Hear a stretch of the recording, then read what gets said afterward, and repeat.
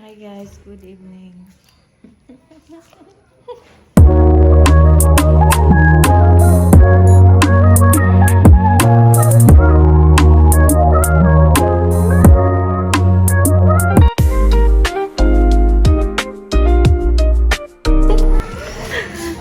Nagsusundo pala kami sa anak ko, si Chuelo. Bagay muna aking mini opisina, char. Nakamay bawa daw. Hindi gamitin yung ilaw.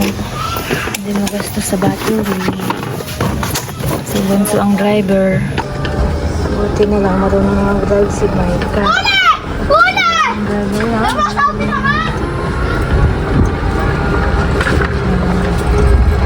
Kanina nag-practice sila guys.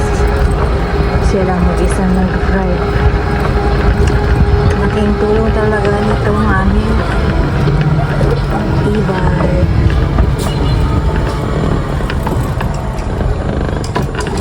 Dahan na, hintayin mo yung likod. Ayan. Good girl. Ang dami kasing hams dito guys sa loob ng subdivision. Kaya pag may hams, dahan-dahan mag-drive. Marami din batang lalaro. Kamay. Hindi ka pwede magpatakbo ng mabilis. Kasi nga,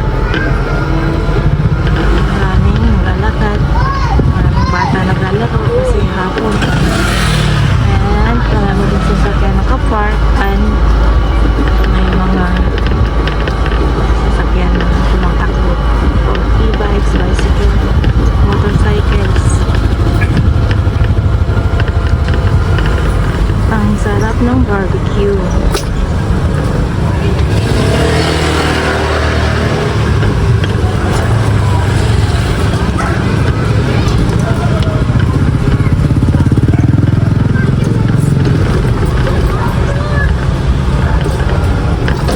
Ako yung nanay, ako yung pasahero lang. Nervyosa ako guys. Nervyosa ang lola nyo. Takot akong mag-drive. Dali lang naman siya kasi wala nang pagpawaba. Saka siyang para akong nakasakay sa roller coaster. Kasi dun sa tiranan tapos natin parang pababa. Parang ganito. Kasi dun ako lang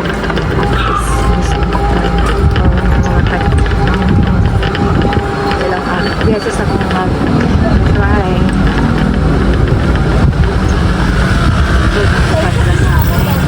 And makubaba guys. Hintayin mo yung likod. Oops. Makubaba guys. Nakakatakot. Ginaw talaga ng iPhone. Tugsipin ng anak kapatid ng anak ko yan lang.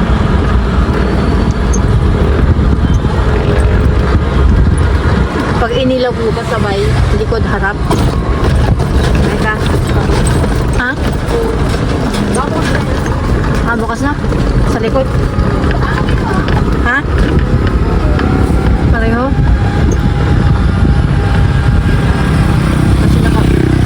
Kasi nakabukas na. Umalis kami ng maaga. Medyo maliwanag pa kasi. Para tigil sa bayan. Hindi ko siya fully charged. Kasi natin na.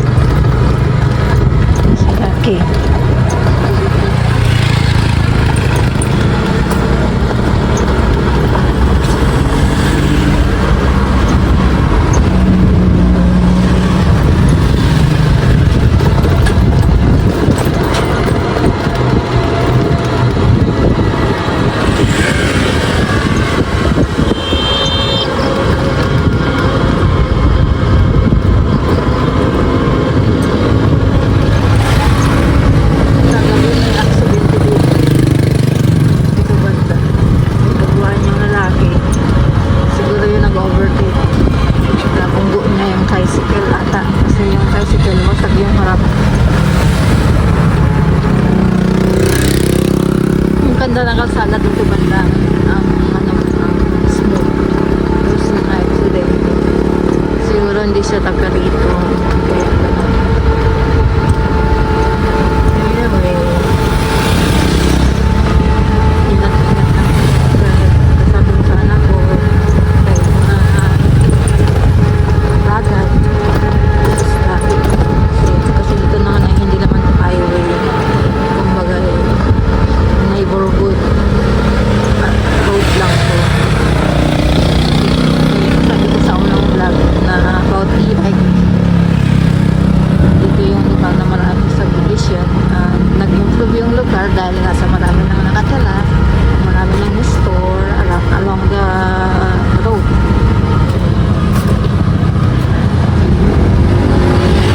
The name of this road is actually Bagong Kalsada, or in English, New Road. So that explains na bagong ano lang to, bagong gawa. Before, this is not this, hindi pa siya concrete. Ayan o, malinaw na version ng Dali Supermarket na Alpha Mart.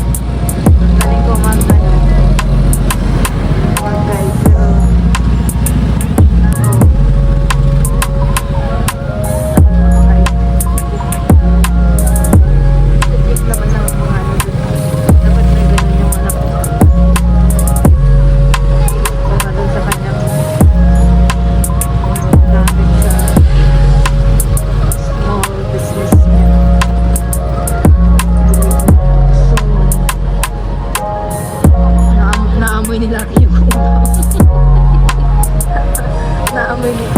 Dumaan kami sa maraming dito at naamoy nila. Siyempre, alam mo naman, nag-uwi siyang ilong. Kahit paano, ayaw siya. Sa atin niya, nag-drive sa atin niya. Hindi na pwede. Babae yun nag-drive. Nag-blinker. Sabi kanila, kung babae daw nag-drive hanata.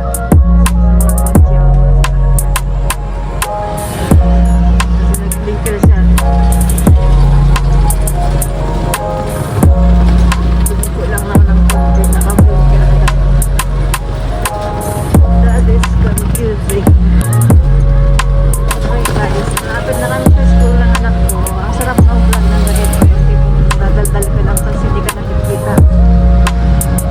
Anyway, this is video at hindi ko na ito i-edit. I-upload ko sa ng diretso. Mabilis lang. Pati ito nag-i-edit ka. Nakakapagod pa guys. Thank you all. Small times lang. Na walang edit or so makakabig.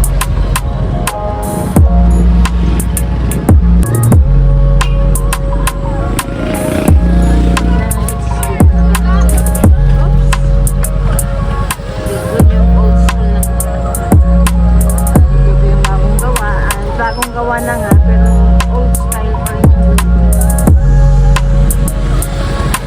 Philippine. Doon ko na banda. Doon ko na banda. Hindi mo kaya doon? Dito lang? Ikaw. Doon na kami sa bilangan ako. Ayun yung pumatok. Kaya guys, hintayin namin yung anak ko. Kasi ano pala yung school niya. Lumabas. Punta ka na. Anyway guys, nandito na kami sa Tanda sa school. Kaya lang sabi ko kanina, antayin namin anak ko.